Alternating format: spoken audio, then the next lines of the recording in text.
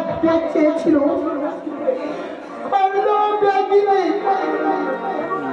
কেন কেন তাকে অবজ্ঞা আর অবহেলা করছো?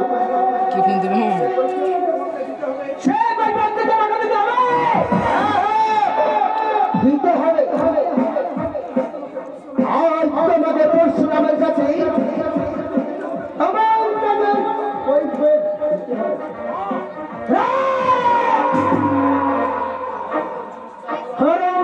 তুই বোধ হয় এখন আমাকে চিনিস না।